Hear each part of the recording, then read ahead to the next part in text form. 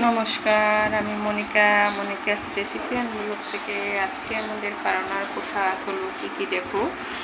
অন্য লেবু, তারপরে পটল ভাজা, করলা ভাজা, এখানে কারকল ভাজা, তারপরে এই কারকল ভাজা আছে, এখানে আছে ঢেঁড়স ভাজা, এটা চাটনি, এটা হচ্ছে বরবটি ভাজা, এটা মুগ ডাল, আর এটা হচ্ছে আলু ফুলকপির তরকারি জল। এখানে আছে কি কি দেখো।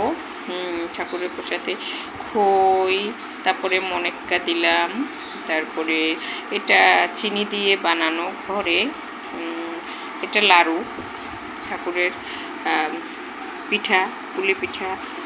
তো এগুলো দিয়েই আজকে ঠাকুরকে প্রসাদ দেওয়া হয়েছে। তো অনেকে আমাকে অনেক দিনই জিজ্ঞেস করছে যে দিদি তুমি এত তাড়াতাড়ি উঠে রান্না করো কীভাবে, এত তাড়াতাড়ি হয়ে যায়, এত পথ করো। তো উঠি তাড়াতাড়ি, কিন্তু একাদশীর পরের দিনের রান্নাটা আমার করা হয় না। কেন? সেটা আমার বড় করে। তার করার একমাত্র উদ্দেশ্য মানে সে ওই দিন রান্না করে এদিকে, আর আমি ওদিকে ঠাকুরের পূজার জন্য সব গুছগাছ করে দেই। এবং সকালে যে এই যে এই ভোগটা আগেই দেওয়া হয়, এই প্রসাদ দেওয়ার আগে এটা আগে দেওয়া হয়। তো দেখা যায় যে এটা রেডি করতে করতে ঠাকুর স্নান করা, ফুল তুলসী দেওয়া, পূজা দেওয়া, এটা করতে করতে সে গুছ করে উঠতে পারে না, সেজন্য সে রান্নাটা করে আর আমি এগুলি করে নেই।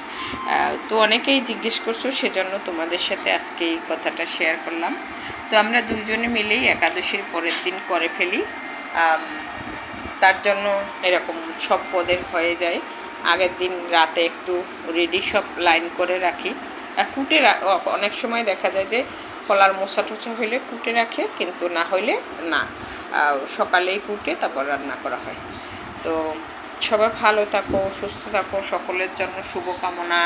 সবাই আমার জন্য আশীর্বাদ করবে যেন ভালো থাকতে পারি, সুস্থ থাকতে পারি।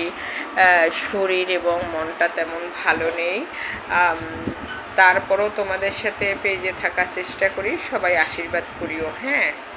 সবাই ভালো থাকো।